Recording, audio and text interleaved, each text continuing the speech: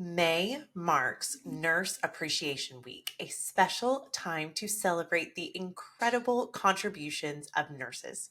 For us, it's an opportunity to specifically honor the third-party reproductive nurses we work with every day. This year, we're shining a spotlight on one extraordinary nurse in particular, Lauren Brown, the lead third-party coordinator at CCRM Houston. Lauren joined CCRM in 2018 after 5 years of experience as an inpatient nurse. She brings such warmth and passion to her role, where she plays a crucial part in helping families navigate the complex journey of third-party reproduction. In this episode, Lauren takes us through a typical day in her life as a third-party coordinator, detailing the steps involved in the process, discussing timelines, and offering an exclusive behind-the-scenes look at the CCRM clinic.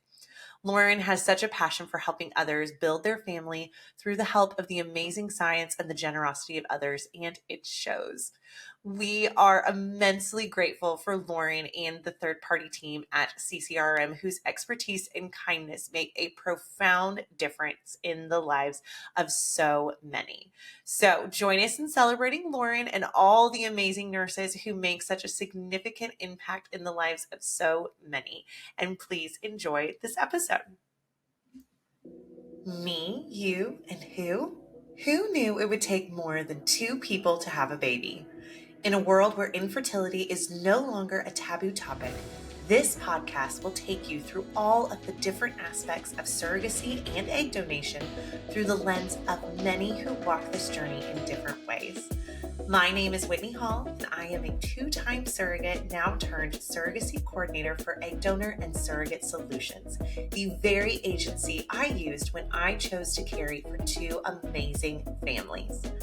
With this podcast, it is our goal to help guide and support you as you learn about what it takes to grow a family in an alternative way, as well as hear inspiring and beautiful stories of how this path has changed lives forever. We can't wait for you to hear about just one more way happy families are created every day. Okay, so Lauren Brown, one of my most favorite nurses that I get to work with. Oh my gosh. No, it's so true. It's so true. No, I love working with you. Okay, so tell me just like day in the life.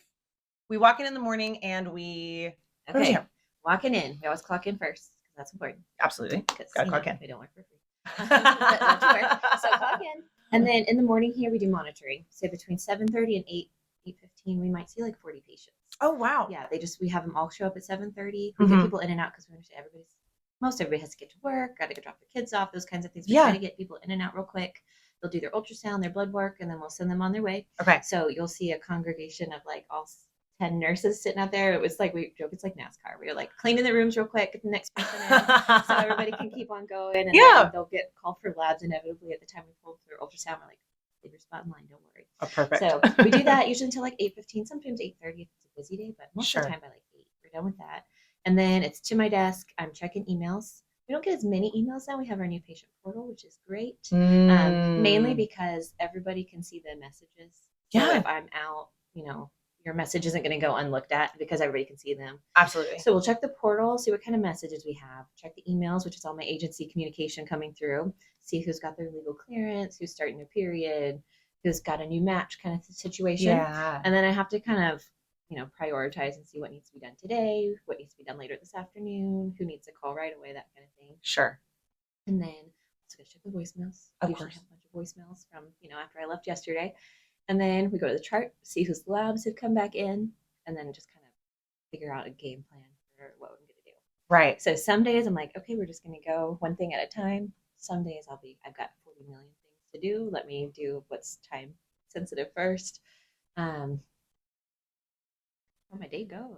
Oh my gosh. As I'm working, the emails are pouring in. Oh, for sure.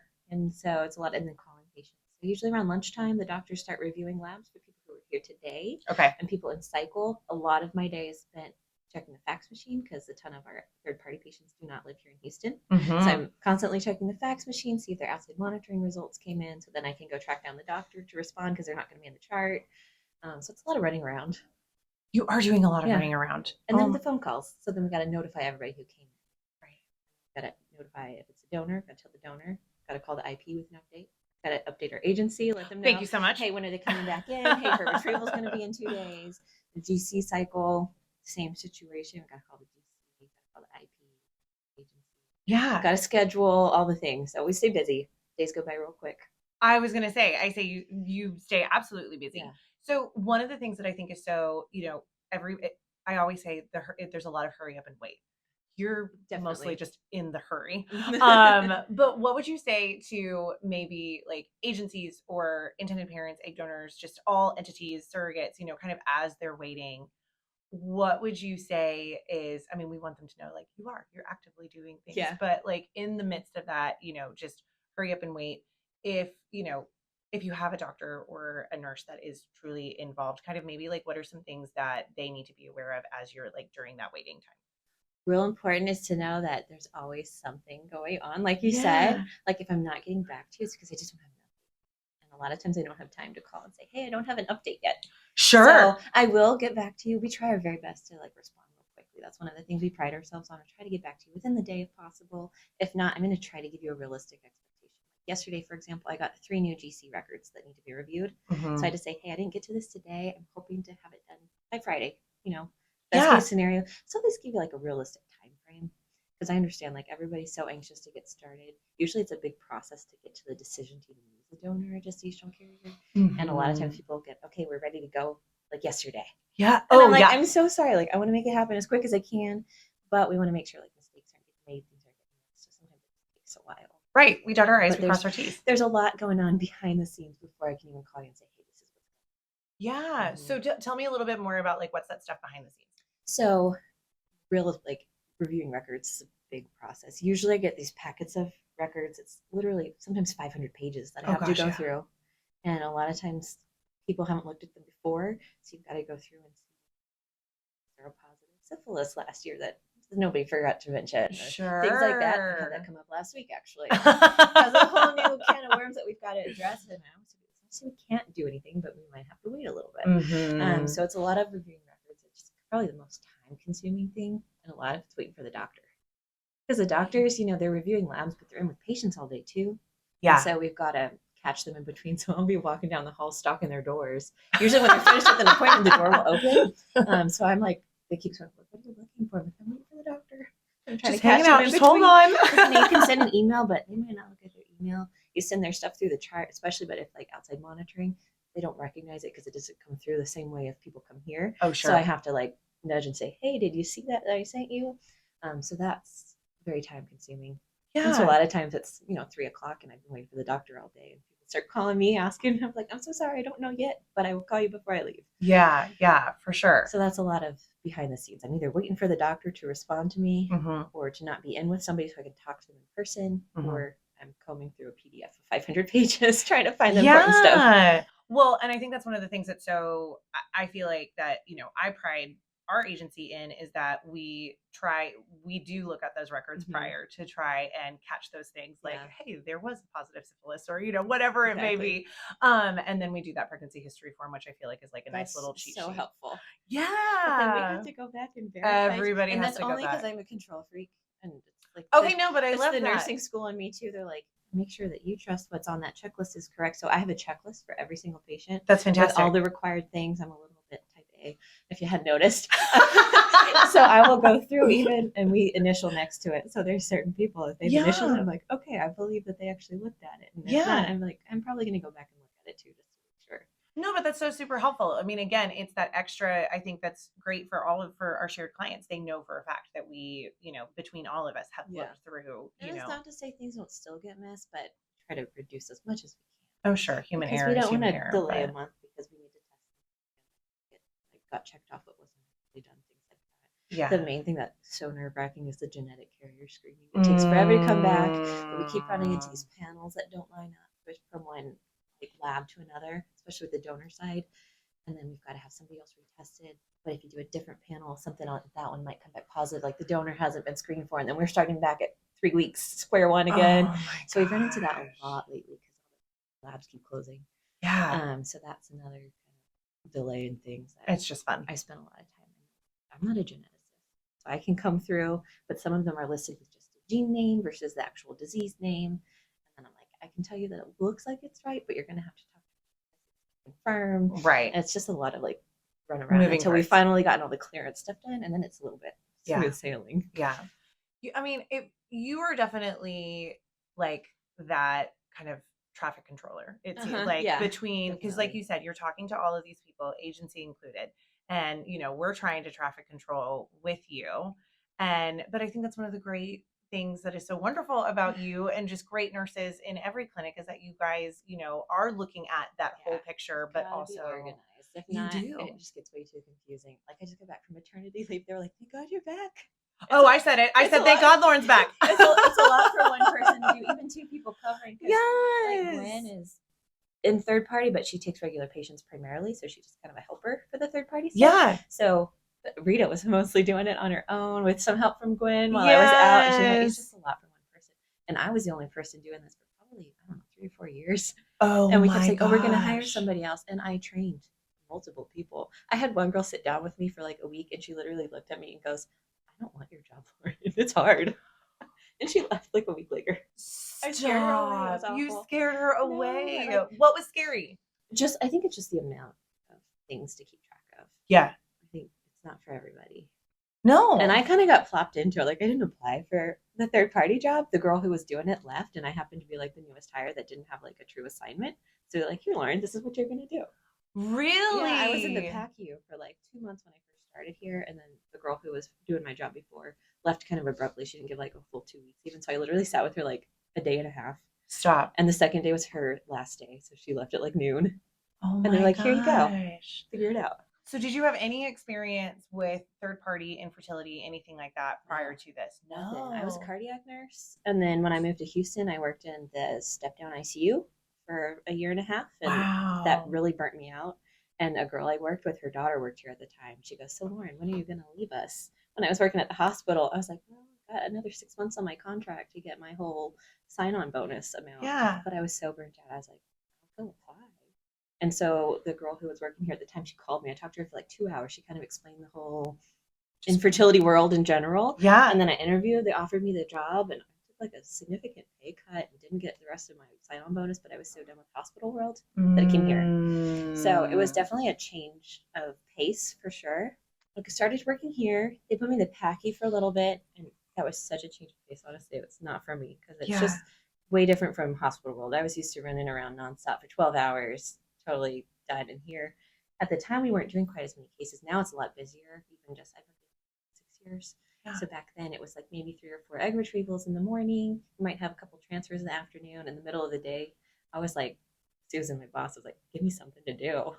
Wow. But then that girl who was doing third party left, and I jumped in, kind of had a crash course of like, hey, this is how we're doing it. Like sink or swim. I will tell you, the FDA stuff was the hardest part to learn because it's just so convoluted and all the rules and stuff associated with that was like the biggest part, learning. And then also figuring out like what you need to talk to the doctor about, what they're okay with you, kind of, the protocols. That was a big change from the hospital too. In the hospital world, you've got to have a doctor tell you exactly what you're going to do every time. Right. Here we have a little bit more autonomy because we have protocols in place. We kind of can predict what the doctor's going to do. So you could talk to somebody and say, hey, I think this is what's going to happen when they're asking questions, but I'll confirm after the doctor confirms with me, that kind of thing. So that's been an interesting change as well. Yeah. Definitely don't miss the hospital shift life. So every now and then I'm like, I kind of miss the hands-on patient care, sharing IVs. Yeah. Seeing people all the day, but that was pretty hard. Yeah, I'm sure.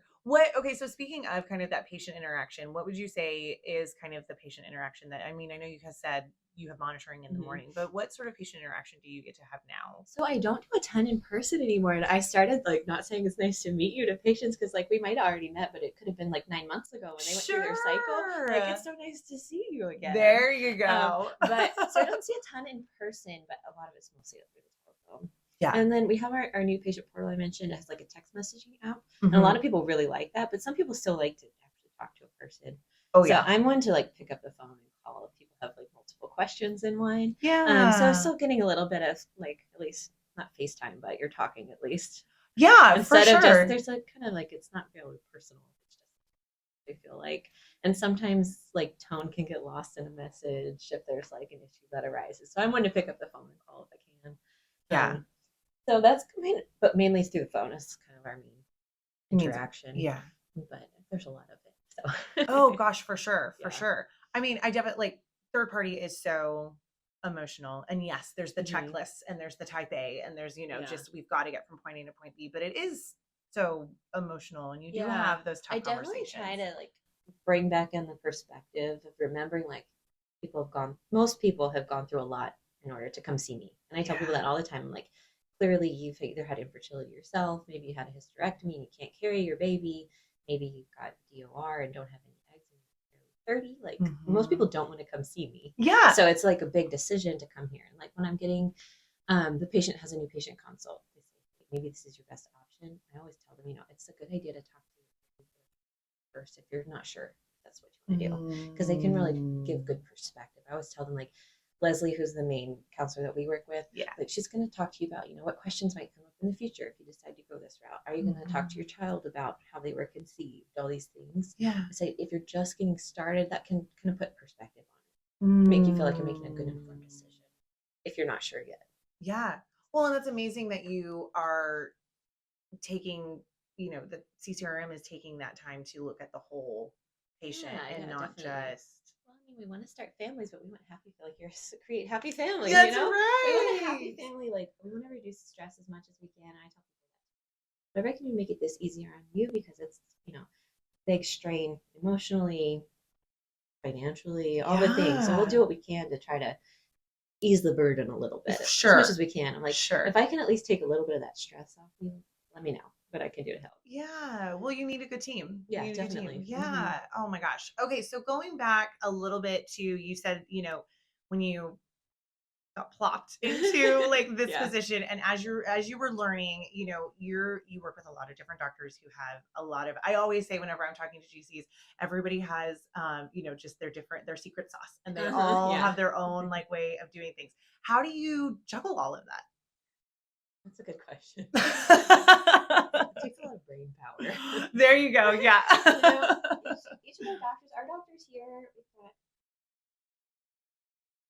all the doctors, and they all work generally with the same protocols, which is helpful. Sure. But some will say, if a progesterone's low, let's just go straight to progesterone and oil every day. Nobody likes that phone call. So everybody has like their little way that they would respond slightly differently, but for the most part, they have the same kind of protocol. So that's helpful. Yeah. So I can kind of predict what they're going to tell me. And then they all have slightly different things, especially like on the gestational carrier side. Like somebody might think the BMI is a little bit more important than somebody else. Okay. Get those guidelines. So those are kind of the things that I look at, and it has gotten kind of hard to juggle. So generally what I will do is I'll say, like, these are our strict rules. And then I'm going to send this summary to the doctor and let them just tell me what they want. Like, sure, this looks like a great candidate, or no, maybe not. This is why. And then I get to make all those phone calls. Like, yes, let's move on to the screening, or no, this is what they're concerned about. Right. And then, like with certain situations, like on our GC side versus donor side, with the donor side, it's kind of like, no is no. Yeah. It's anonymous. Absolutely. You can't break that confidentiality. With the GC side, there's a lot more wiggle room. We can say, hey, this is a situation that's not perfectly ideal, but are you willing to accept the risk and say, yes, let's proceed. So there's certain things that are like hard no, and certain things we just have to disclose to everyone. Sure. So that they're aware, and then they can decide if everyone's ready to move forward. Yeah. No. That makes a lot of sense. So, you said there's like a little more wiggle room with with a GC. You're kind of in it, I feel like, kind of for, it's much more, I shouldn't say it's not much more emotional, but it's a longer. Oh yeah. Yeah. You've got a longer trajectory, I guess. It's just really like the word disclosure I use all the time. It's really just being really open. Like, this is what the barriers might be, and talking that through. I would hate for somebody to get like this far in the process, say we've done screening, and be like, oh, by the way, this is what's going on. Like, we try to tell everybody up front so that they can make those decisions. Again, like the financial side, it's expensive to do a medical screening in general. So we want to make sure they've got all that information so we don't have any like surprises after they've already made that investment to get somebody medically cleared, or they've done legal contracts that they weren't aware of. Right. So trying to be as open as possible within the realms of, then you get into HIPAA stuff and third party disclosures and all that. It's all very complicated stuff. But, I just as open as you can be. No, for sure. It's funny. I feel like I always say social media is kind of that double-edged sword, because you have people that are asking those questions and, trying to getting medical advice online and going to Dr. Google and Dr. Facebook and like things like that. What have been some of the, maybe barriers that have come up with that? And then, like you said, disclosure. You sometimes see people that are matching, online versus through an agency or, just things like that. Some of those have been kind of interesting. Like, how legit this is. Like, they'll say, hey, I met this girl on Facebook and she wants to carry for me. And then we get the records. It's totally not a good candidate. And you're like, okay, maybe we need to go a different route. Yeah. Like, we're at our clinic, you can bring your own carrier. You don't have to go through an agency. But we're going to do the same medical work. It doesn't matter where your donor, third party coordinator person is from. Mm-hmm. We're going to do everything the same on our end, but we still want to make sure pregnancy's already. Yeah. The donor hasn't done 7 cycles somewhere else. That she just hasn't told us about. That happened last week. Right. So things come up. So we want to make sure that all of that is kind of taken care of on like the social media side of things when people bring their own. And just kind of be like, are you fully aware? Especially when they find them online. Maybe push a little bit harder for legal contracts for things. Yeah. Like the GC, it's not questionable, but like for an egg donor, you don't necessarily have to have a legal contract if you bring your own donor, but it's highly, highly recommended. So I hope you have to have a legal contract. So what do you mean by that? So when things like sisters go through, we don't necessarily require them to have. So that kind of covers known donors in general. So we really push. Like if somebody is telling me things that sound a little questionable, I might say,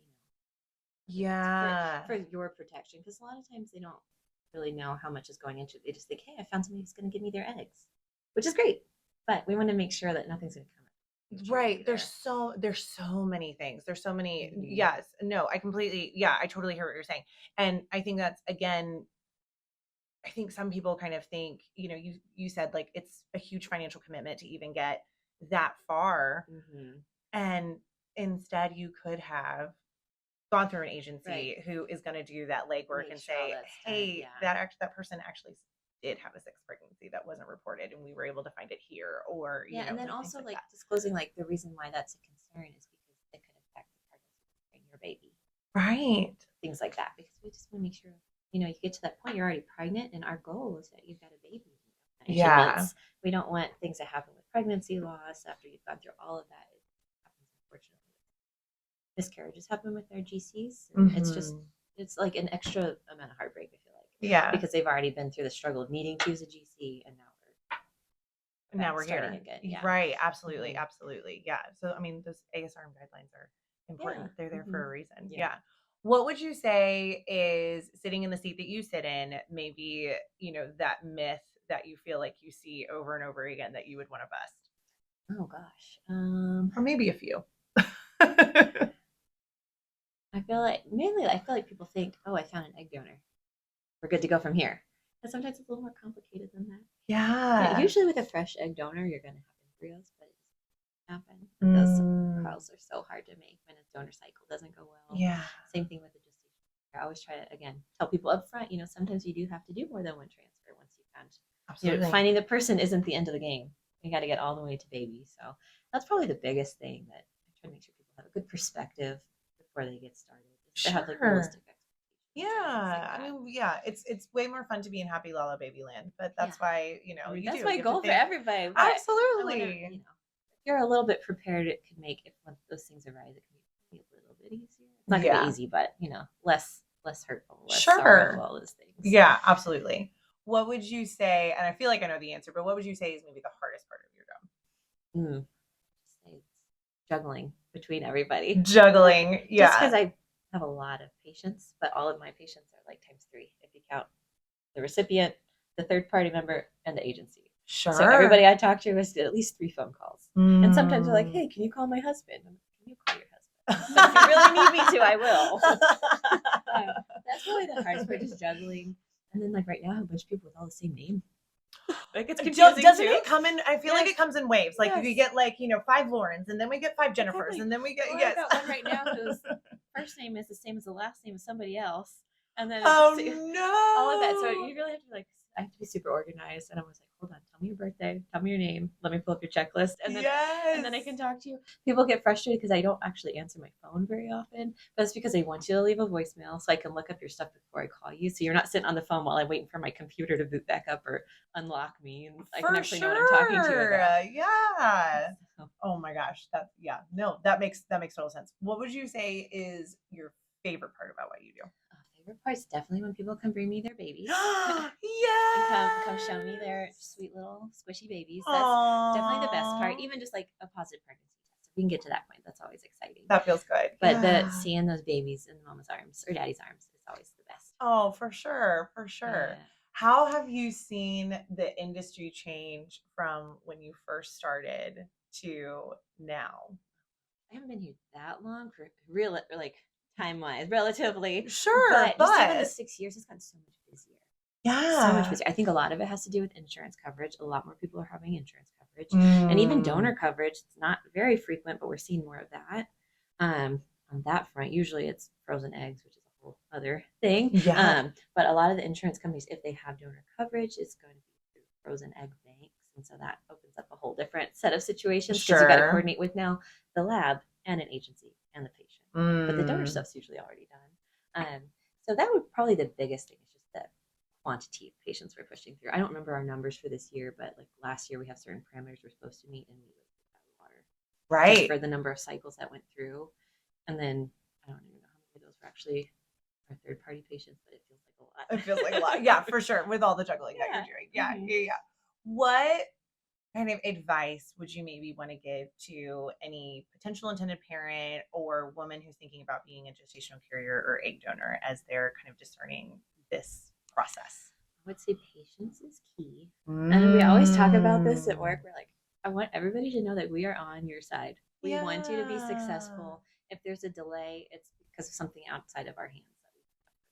We want you to get pregnant as soon as possible. We want you to have your baby. Like, we're not against you. We're not trying to hold your meds hostage or anything like that. So that's kind of the main thing. We always joke, like, we want everybody to know we are on your side. We want you to get pregnant, have your baby as soon as possible, so you can move on to the next stage, which is so fun, raising toddlers and teenagers and all of the things. All of the things. And then they come into your pantry and unload the whole thing. Yeah, I've got the whole gamut. A 5-month-old, a 4-year-old, and a 15-year-old. You're across the board. So you're across the board. So we want you to get to all of those stages. Yeah, you know? It is for sure. For sure. What do you think sets CCRM apart? You know, they'll tell you our lab is top notch.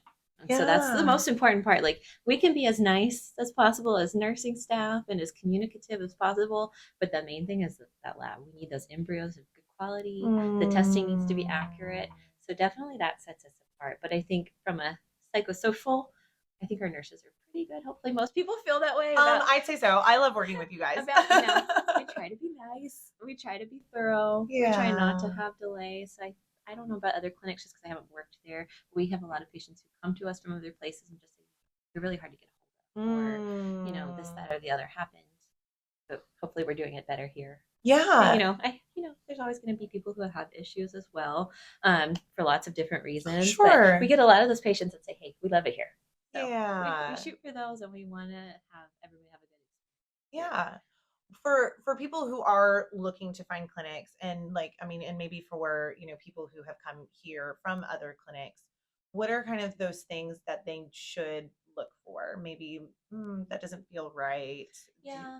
I would say you want to have a good kind of interpersonal relationship with your doctor. It's not the most important thing for you to like them, but you want to have a good feel that they're going to be taking care of you. They're taking you seriously.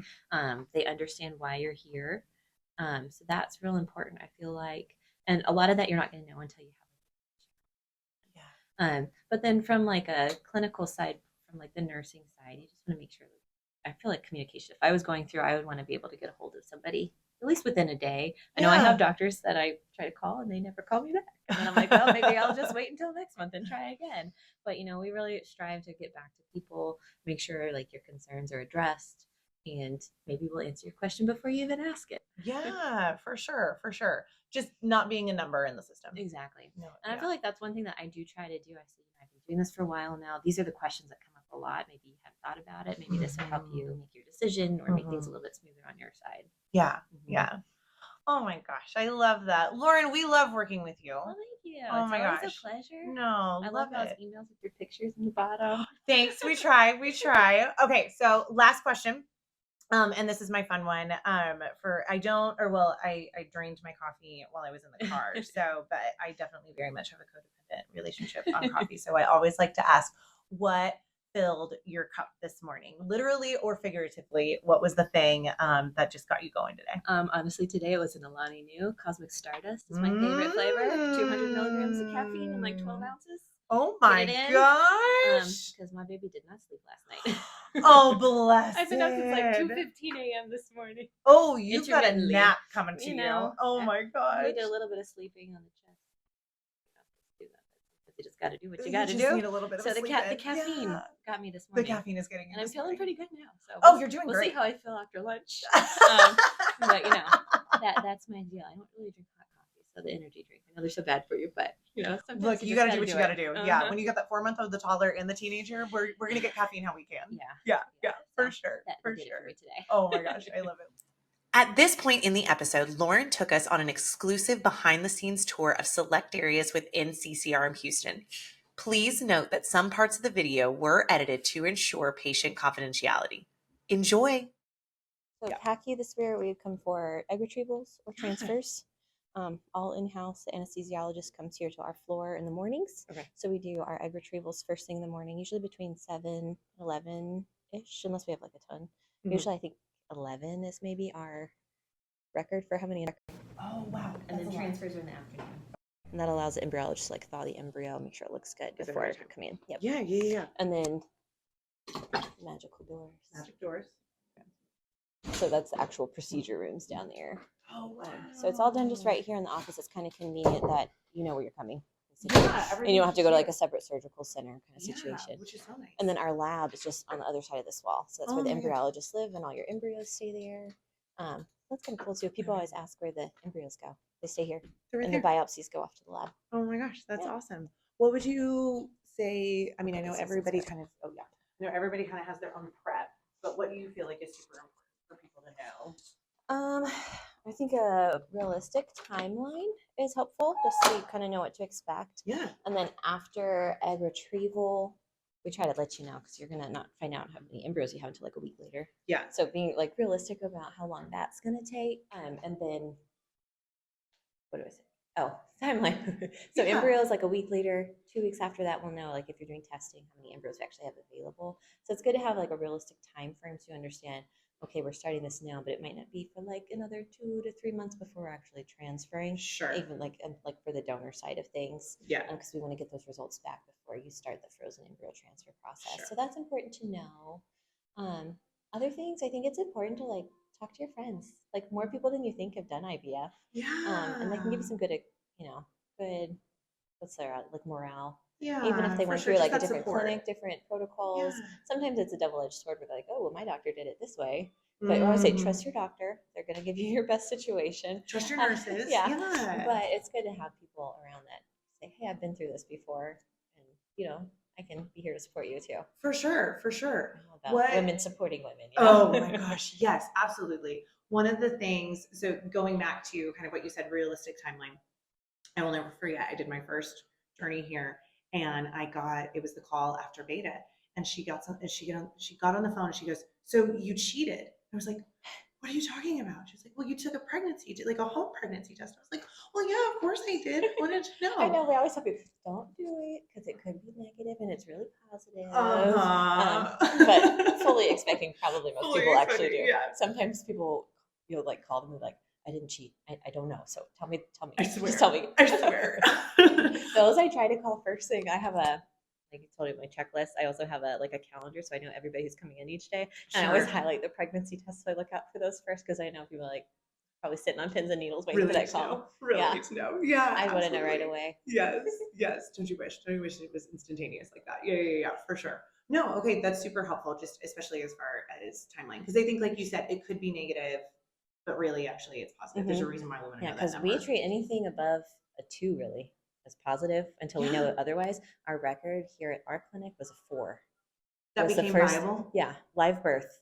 We had the patient stop meds and recheck just to make sure it was negative, and it was positive. So we had her restart meds, and she had a live birth. So Oh my it used to be anything less than 5 was treated as negative, but that patient changed our protocol. Changed your protocol. Yeah. Yeah. So I tell people, don't be too discouraged. We're going to be happy about it until we know otherwise. Yeah. I feel like perspective has a lot to do with, not the science part, but emotionally and stress wise.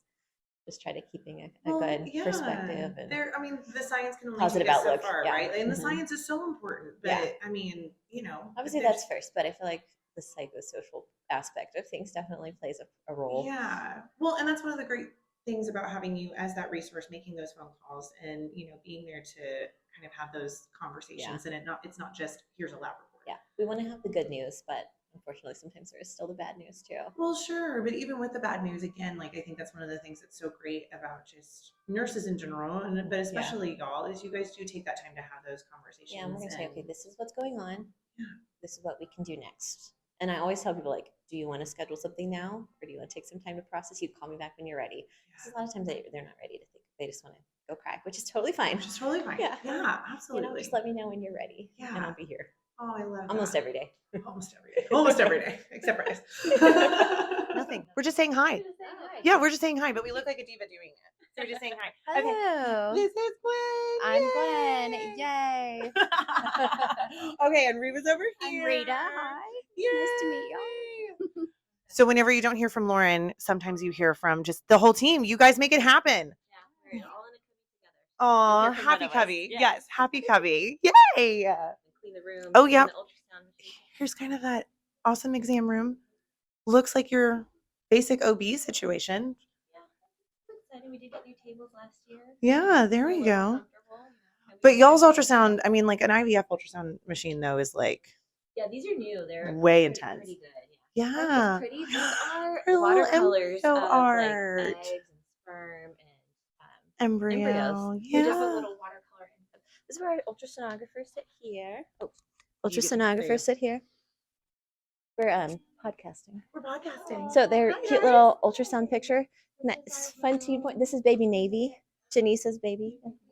She lives on the wall. Yes. And then over here, their conference room is here. That's where we do all of our meetings. Nothing too exciting there. Yeah. We're podcasting. This is Susan. This is the boss lady. Hi, boss lady. And then so we just bring everybody. They sit here in the chairs and wait for either their blood work or ultrasound first, either or, and then afterwards Off to the they checkout go. desk and on with the rest of their life Yeah. for the rest of the day. No, that's awesome. And I think one of the things that is so cool about y'all's office that I really appreciate. Oh, thanks, girl.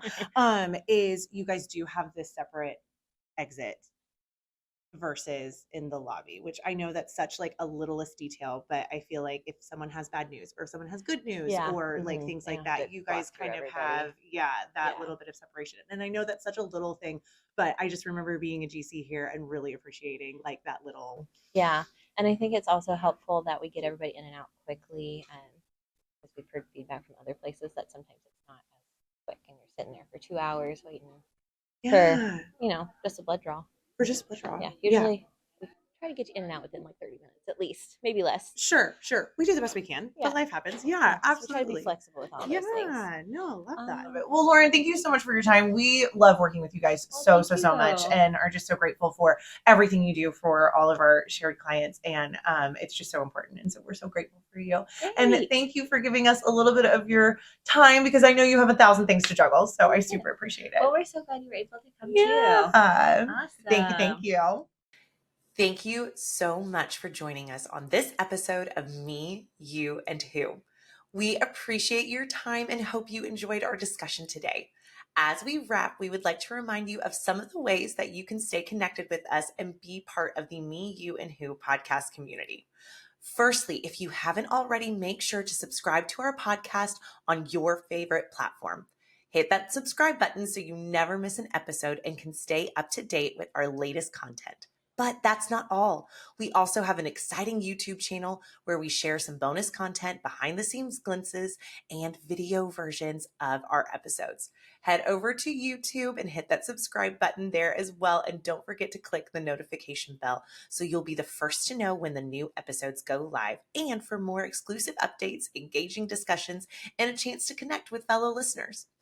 Be sure to follow us on our social media accounts. You can find us on Instagram, Facebook, and TikTok at Create a Happy Family. If you're interested in finding out more about creating a happy family, please visit us at www.createahappyfamily.com. Thank you again for being part of the Me, You, and Who community. Your support means the world to us. I can't wait for you to join us next time as we continue to share stories and journeys of creating happy families.